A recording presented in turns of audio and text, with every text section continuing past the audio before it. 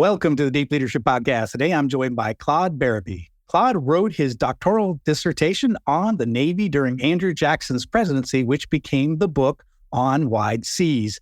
He has worked on political campaigns as an analyst and team leader at the Office of Naval Intelligence, as a national security fellow in the U.S. Senate, and as a defense contractor for the Naval Sea Systems Command and the Office of Naval Research. He is concluding nearly 20 years of teaching at the U.S. Naval Academy. He retired as a commander from the U.S. Navy Reserves, where he was an intelligence officer. His third novel, The Philippine Pact, came out earlier this year, and his fifth nonfiction book, Rickover Uncensored, is now available. And I'm excited to have him on the show to talk about the life and leadership of Admiral G. Rickover, a man who had a tremendous impact on the U.S. submarine force. So, Claude, welcome to the show.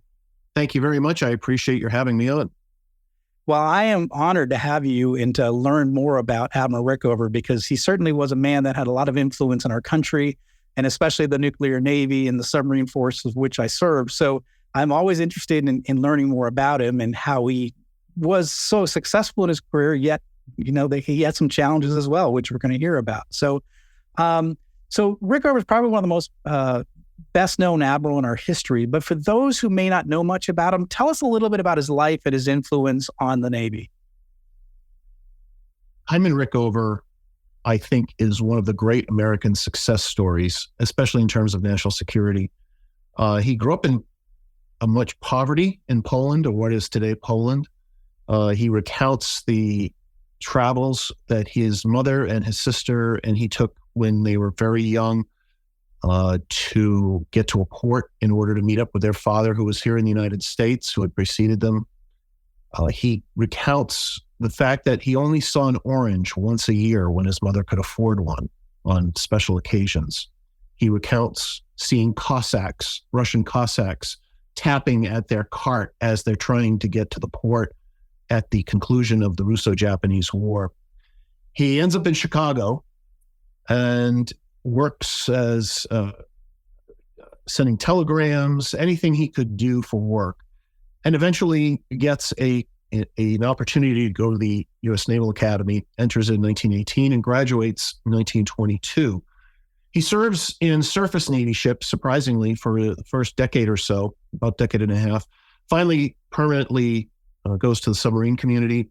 He commands a ship during 1937, in which he's in Shanghai, and he's recounting the Japanese invasion force coming into China, and provides incredibly detailed information on those. During World War II, he's assigned, by and large, to Pearl Harbor to try to rebuild the fleet. And after after World War II, he's assigned to this new nuclear or atomic energy program as a Navy captain. And he would eventually become the head of naval reactors. He would serve for about 35, 40 years in that capacity, finally retiring or being forced to retire in 1982. He reaches a 4-star admiral level, which is extremely significant. We can talk about how he got there a little later on. But I don't think, and I think a lot of people would agree with this, that we would not have had the nuclear program or the safety record that we had without Hyman G. Rickover, an incredibly popular person among the American public, but also internationally throughout his life, especially since the USS Nautilus, the first U.S. submarine that was nuclear powered, got underway. He's one of the few admirals in the post-war environment to grace the cover of Time magazine. There were thousands and thousands of fan mail letters to him from across the country and around the world, something you don't have today. So I think he probably did more for the Navy in the 20th century, particularly during peacetime, than any other flag officer. Yeah, so he's an interesting character because, a lot of times we hear about captains, admirals, their wartime records, they're leading a group in battle or what have you, and the heroics around it. He was a man that shaped the Navy and actually how it was built and how it went to war, how it built its ships, how it built its submarines. You mentioned the nuclear power program, how he created essentially the nuclear power program. So that's he's he's known for his influence on the Navy and the world versus just his heroics in battle, which is very interesting. So I think that's one thing that's interesting about him. No, you're absolutely correct. I can think of only perhaps one other admiral that might have been John Dahlgren during the 19th century, whose career was largely defined by the development of certain weapons rather than his service during the Civil War, which was brief and comparatively undistinguished when we're looking at other admirals. But no, I think it's tough to find an admiral like Hyman G. Rickover who would have had this effect without having been, and I shudder to say, not a combat vet, because he was in a combat area simply due to the nature of World War II, but also prior to World War II or our entry into it when he was in Shanghai, when things could have taken a very different turn very quickly. Yes, absolutely. So, there's been a lot of, as you mentioned, we talked about before we started press record, there's been a lot of biographies written about Admiral Rickover. And so we get a sense of who he was from those biographies, but your book is different. And so tell us a little bit about what makes this book different. Several years ago, I had an opportunity to meet Eleanor Rickover, his second wife. He had met her when he was recovering from surgery at Bethesda Naval Hospital, and she was a lieutenant commander, a Navy nurse. And I asked her, well, how did you meet the admiral? And she said, well, I walked into his room one day and he had all these newspapers thrown about all over the room. And I yelled at him, told him to clean them up immediately. And then the next time I came in, it was cleaned up and he asked me on a date. So that was it. I think he had a great deal of respect for somebody who would stand up to him. Yes. So I got to know her, and she eventually asked if she might be able to donate a lot of the admiral's items to the Naval Academy Museum, where I currently head. And certainly that we had received things before, but his Congressional Gold Medal, some uniforms that were part of this. But I think most importantly, this collection of what became 250 archival boxes worth of letters, memoranda for the record, transcripts of telephone conversations, and other documents that really shed light.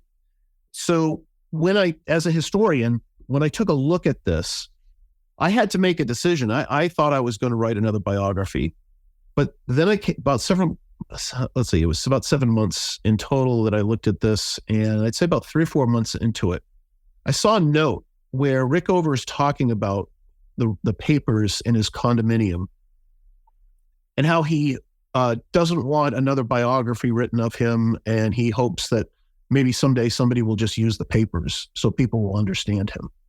That's when I knew that as a historian, my role was not to interpret everything. I certainly did with about a 3,000-word introductory essay. But more importantly, to select what I thought was important from those tens of thousands of documents and try to condense his life through his words in about 500 pages. I think there's a lot more work to be done, quite frankly. I think there's probably 8 to 10 more books that could be written simply on this collection, which I think is really important. Nobody's ever seen it before except for his official biographer. But by the same token, I saw the contract with the gentleman, Dr. Francis Duncan, from several decades ago, and it said, you may see this material, but I must approve anything you write. So Rickover was very attentive to his own message and formulating the public persona about him. And consequently, that's why I thought Rickover Uncensored would be an appropriate title for this, because for the first time, he's able to express himself. People are able to see the love letters between Rickover and his first wife in the 1930s, which shed incredible light on a different aspect of this man, and other memos that he's sending out that dispel some myths, but also confirm some of the stories that have been generating about him for decades. So as you look at it, so we have this, public view of Rickover being, he was a tough guy, right? He, the stories. So I came into the nuclear Navy after Rickover, but had already left. But there was many officers I served with who had been through those interviews with Rickover, and he was a tough He was really tough, especially on officers coming into his naval nuclear program. It was his program, and he made sure people knew that. He was tough. He was direct. He was a force of nature. He got things done. So what were some of the surprises you found as you look through, these 250 boxes of information about his life, which, like you said, include even love letters and what have you. So what were some surprises that you found when you went through this? Well, first, you mentioned or referred to the interviews, the famous interviews of midshipmen, both ROTC and Naval Academy, which could be brutal. Yes. But you had always just heard the stories from those who had experienced it. I came across a number of transcriptions of those interviews. Wow. I couldn't believe that what I was seeing, because here we had, for the first time, confirmation, because as an intelligence officer, you always try to get two different sources. Well, here was the famous second source. So there are at least about a dozen of those. And you get a sense of where he's going. He's not really interviewing them about the technical aspects that he wants them to understand about submarines and nuclear technology. If there's an English major, he's asking them, tell me about Chaucer. What do you really know about him? John Donne, explain him. What century did he live in? If they were history majors, or if they were Catholic, he'd do a deep dive into Catholicism and the concepts behind it. And what I learned after a while is he was really looking for how people could think and understand different concepts and absorb information. And he said himself in one of the notes that I can send anybody to nuke school. I can't send anyone to think. And that's why I think he was stressing that. The surprises. First, the love letters to his first wife, Ruth, were absolutely amazing. They were daily from 1929 to 1940. Wow. There's the typical, I feel like I'm in a forest as the waterfall is, coming down. The typical young folks in love. But also half of those, he'd talk about that for a while. And then he'd discuss a book or an opera that they had both seen independently. They're talking about Russian books. They're talking about Mein Kampf early on and having a discussion. And Ruth had been German, or her parents were from Germany. So you get a sense of Rickover letting his guard down and his support very early on for women. He talks about that, I am not equal to this woman. She is far superior to me. But he's talking about not only equality for women, but equality for and compassion for the poor. And I think it's because he came from that. An example of that is when he's in Shanghai and he's off the ship walking through the streets and he sees a very destitute person and he tells Ruth, all I had were a few coins, but that's all I could give him, and try to hold him in what probably were going to be his final days. There was a remarkable letter that he received and that he sent later on, around 1979, to a young 9-year-old boy in California. His first name was Hyman, and he wrote to Admiral Rickover saying, my mother said, you're an admiral in the Navy and you help build ships, and your first name is Hyman. Do you get angry too when people make fun of your first name? Rickover didn't always reply to the letters, but in this case he did. And he talks about, well, here's, in the Jewish faith, here is the background for the name. Here's what it means. And it's a very empathetic letter, but I think most importantly in this letter, of all the tens of thousands of letters and memos I saw from Rickover, everything was signed H.G. Rickover. In this case, it was signed Hyman G. Rickover. And I think it was a way for him to show this young man that, yes, I'm an admiral and this is my name and I'm very proud of it and you should be too. Those were two of the surprises. There were others where he's talking about his long-time staff, both the engineers and the administrative staff, who had been with him for 20, 30, 40 years in some cases. This sense of loyalty that you wouldn't really imagine, because you keep thinking, because he was so mean and cantankerous from all these stories, that these people would just be by the wayside every year or two. They would want somebody else to come in. Instead, he engendered a great deal of loyalty from his staff. The humor I think it was a great surprise. The memos to his staff around Christmas time, or even some of the things he would say directly to U.S. senators at the beginning of a hearing and crack them all up. You don't think of Rickover as a funny individual in terms of humor. And so those are just some of the things that I was able to deduce from the man in these letters and these memos. Certainly there is the side, the cantankerous side, the acerbic side, but he's a very driven individual. And at one point makes the comment toward the end of his career, my work has been my life, and you need to have a mission in life, and this has been mine. And that's why I only took 4.5 days off of annual leave or vacation every year since I became a commissioned officer. So those are some of the things that you would see in these letters. Do you think, did you get a sense that his immigrant background, his growing up poor, was that some of the fuel that drove him throughout his career? Because I know you see that a lot with entrepreneurs. You'll see, immigrant entrepreneurs tend to have this just never quit kind of attitude. And I wonder if some of that was in him, and you maybe saw that through the papers. Absolutely. First, I don't think Rickover would have allowed anyone to outwork him. He understood what it meant to earn a dollar and how hard he used to have to work for that dollar when he was growing up. Second, he gave back in an incredible way. Every book and every speech he made, he took that money and donated it to charity. And I saw the receipts to the various organizations, and a lot of them were to orphan organizations, to collectives who were destitute, anything that he could help raise up individuals. That's why he always fought the elites, whether they were the elites of the Navy or the elites of corporate America. He wasn't afraid to challenge them. But by the same token, he had the ability to challenge them for a couple of reasons. First, he was in his position for decades. Second, most importantly, he was in that position for decades, and he could do what he wanted to do because of his relationship to Congress. He became friends with some key members who became senators and also stayed in the House, people like Henry Scoop Jackson.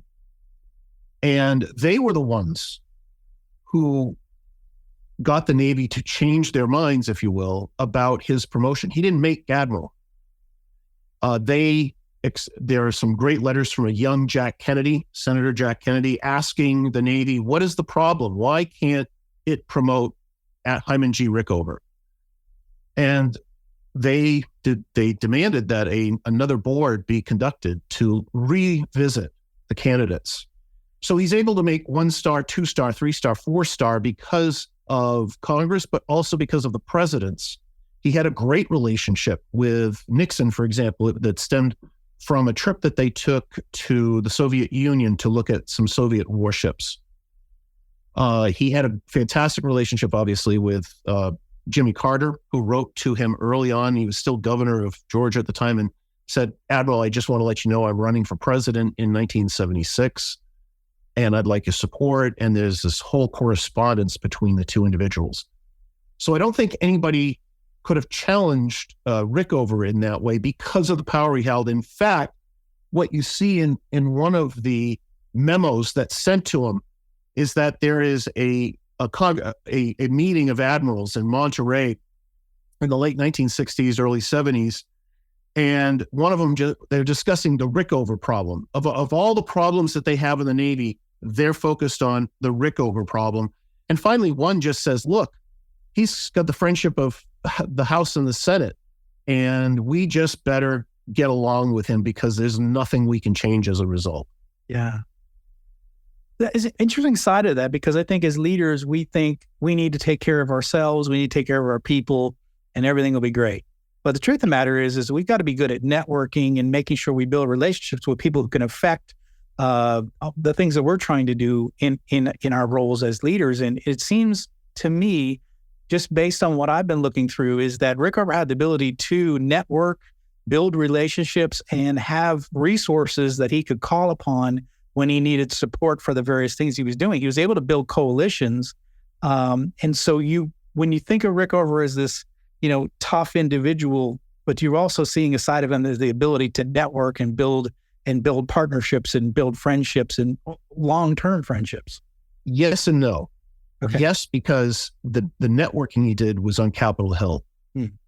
He would go to private parties. He and Scoop Jackson and their wives would go to plays together. And I'd asked a retired 4-star admiral, did you ever do this when you were in this mission? He goes, no, absolutely not. We would not be allowed to do something like that.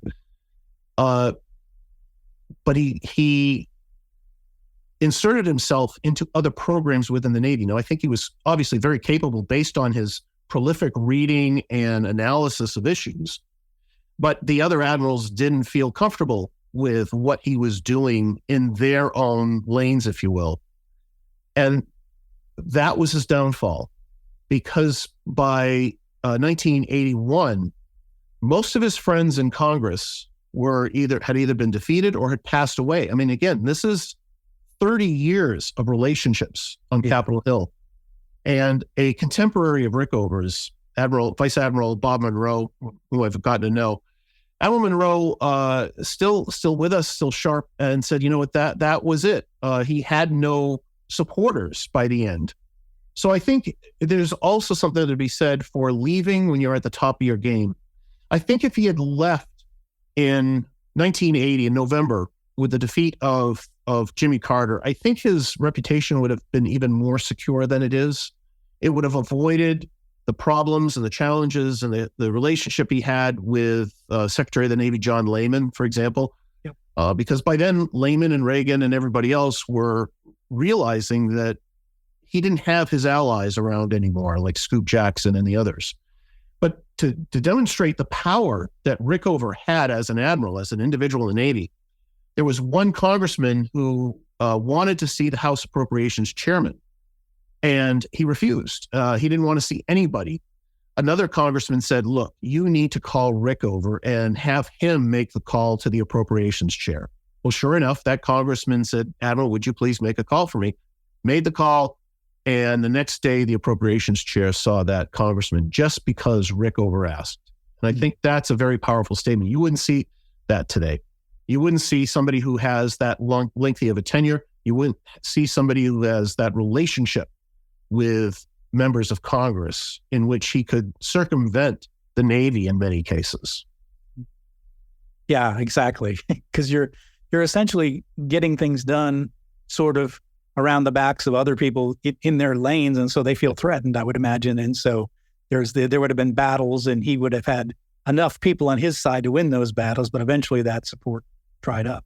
Yeah, and by the same token, because of that, Rickover was trusted by the House and the Senate because they knew when he came to testify, he had all of his ducks in a row. There was no question if he said, I'm going to put the ship to sea on January 1st, that ship would be at sea on January 1st and it would have a great safety record. They trusted him in a way they didn't trust the other flag officers. Yeah, that makes sense. What would you say some of the things that made Rickover effective as a leader? His knowledge.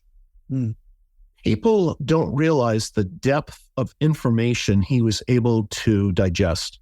And again, going back to the 1930s, I started writing a list of the books and the operas and the plays that he's discussing with Ruth. I had to stop after a while because there was simply too many.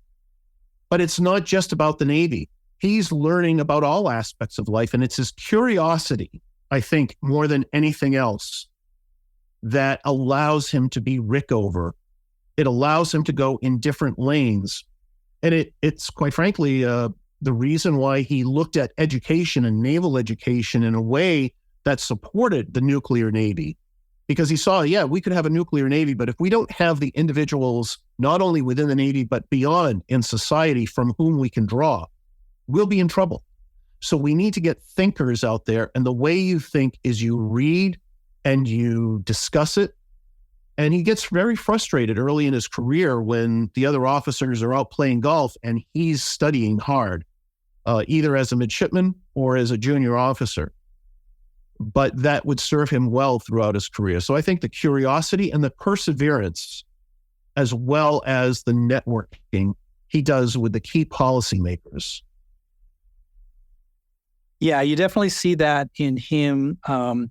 But it's interesting because a lot of times we talk a lot about leadership characteristics, and one of the most important ones that we sometimes leave out is competence. And that comes with knowledge and being well read and understand everything about your industry, everything about your situation. And he was, and the way you get there is through curiosity. So I love to see that element of Rickover because he was a curious guy. He was well learned. He was well read. But and I saw that, going through nuclear power school, it was the hardest thing I've ever done in my life. Still to this day, I'm 56 years old. I've never done anything as hard as that 6 months at nuclear power school. It was boot camp for engineers. I mean, essentially, you come out of university thinking, oh, I know a lot, right? I've got a degree. In my case, I had a mechanical engineering degree. And you come in there and you're a nobody, and you have to earn your 6 months. You have to earn graduation. And it was very difficult to do. My roommate was a 4.0 graduate with a nuclear engineering degree from WPI, and he failed out. And I made it through. And it was a very difficult program. But you saw his influence was directly, I could see his influence in nuke power school. One of the hardest things, one of the most things I'm most proud of. Even though I served and I was in the Navy and I did all sorts of great things, I got through nuke power school. That's like my big thing. But you definitely saw his influence there when you went through that program. It was very difficult, and there was no days off. There was study time in the evenings, working on the weekends. It was very difficult. So you definitely see his work ethic, his perseverance, and the knowledge that he expected from his people in that program. So it's neat to hear a little bit about him because I definitely saw it in my time at nuke power school. What would you say, like areas where he failed and had some blind spots? I think he failed in how he treated people oftentimes, and that became the moniker for Rickover, unfortunately. Insulting people. I mean, there are transcripts of telephone conversations he has with reporters, for example, and he is absolutely brutal. Yeah. He's short-tempered with them. He's insulting with them. Could he have gotten further without it? Oh, I don't know, because he went pretty far. Yeah. But I also think that detracted from his abilities and his achievements. That more than anything else. And the second part of that is, I think you have to know when to leave when you're at the top of your game and not when people force you out because you're over the hump. That makes sense. Rickover was 82, 83 during this whole process. And he is the oldest flag officer we've ever had. And he's the longest serving naval officer we've ever had. I think he didn't want to leave. He may have known that it was his time. However, based on the letters and the discussions that I'm seeing on the paper during this research, this was his life. And I don't think he knew what to do after. So I think we all face that time. Time is no friend to any of us. At some point, we all have to retire. If we fortunately get that far, we have to know what the next mission is. And I think because he had been so involved in so many aspects over those decades with the nuclear power program, he didn't know what to do next. And I think he was lost. I think if he had thought about that more in the 1970s, about what the next step was, I think he would have come out of it a far different personality and a far different memory than we have of him. It's interesting too, because what his mission, his life's mission was, deeply impacted the country. And so we talk about having, work-life balance, right? But he had none of that. His work was his life. And because of that, he has such a deep impact on the country. And you wonder if he had a work-life balance, if he would not have had that same effect, I wonder. I agree with you. And I also have to point out that important relationship with Ruth. She passed away in 1972. And you're reading these letters to his very close few friends where he said, I never could have been the man today I was without having known Ruth and without her pushing me and our discussions. She was vital to creating the Admiral Rickover that we benefited from. She forced him to think more. She challenged him. Yeah. So she became more than more than a romantic interest, but a more fulfilling relationship for what Rickover needed. He needed somebody to challenge his mind, and he had that with Ruth. That's really interesting too. We've talked about this on this show with having a support network. As leaders, you need to have people you can talk to and privately, but we never really talked too much about the impact a spouse makes on, the career of a leader. In this case, Rickover had an equal, or what he said even above, but it's someone he could talk to that would challenge him, push him, question him. And I know for me, I've been married 32 years, and my wife has always been that person where I'll bring her an issue up in mostly relationships at work, and she'll be able to sort things out like, oh, this is what's really happening. And I think it's good to have somebody like that in your life that you can bounce ideas off, whether it's a mentor, whether it's someone that you're close to, like a peer, but a spouse can also be that. And it's interesting to hear Rickover having a spouse that helped him. Absolutely. Well, they met at Columbia, and I think that's important because in 1935, he publishes his first article, and it's on submarine warfare and international relations. Well, when you're looking at the letters going back to 1929, they're discussing international relations and having a discussion about submarine warfare in a way you wouldn't have expected. But Ruth was, I think she was the first woman to earn her PhD in international relations here in the United States. So she had that background that she could educate him, and he benefited from that. Yeah, so again, leaders who are listening in, this is an interesting element of Rickover that you probably never even heard of, but you hear that his spouse was a big part of who he was and how he led. And we need to have that support network in place as well. So that interesting observations. Claude, what final message would you like to leave with us about Admiral Rickover and his life? The reason I did the book as I did, there is no index, by the way. It's the first time I've done that with my books. The reason why is I didn't want somebody to give it what we call the Washington, D.C. read. You look right at the index to see if you or your boss is mentioned in the book. I wanted people to read his life in its totality, unimpeded, if you will, by an intermediary like me. I think what historians do, what we do is very important in interpreting history and basing it on the facts and the research. But in this case, Rickover needed to speak for himself. And that's why I hope this will serve as a primary source and a very interesting read for anybody out there who's interested in learning more about arguably one of our most important admirals in our history. That's fantastic. And one thing you say that's kind of important is the fact that you've taken primary sources and put it in one document. It also will help for future researchers, I would think, get that information. So that information was not available to the public in the past. Now it is, but it also can be a primary source for future researchers. Is that what your hope is too? That's correct. And keep in mind, this is about 500 pages. There are tens of thousands of documents in this collection. And that's why I hope other historians will also look at Rickover's life from different perspectives. Being a historian, you're not supposed to be the only historian of a topic. You hope that what you do will generate more interest. And I hope they will go to the Nimitz Library at the Naval Academy and do that research. Yeah, fantastic. Yeah, because I even think, from my standpoint, I'm working on a doctorate in leadership, so it's not in history, but I see that the fact that there's this primary source out there where if someone were to dig into the leadership side of Rickover and really try to unpack the good, bad, and the ugly of his life, you're going to need some of that information. So it's good to have, a place to find that information. So that's fantastic.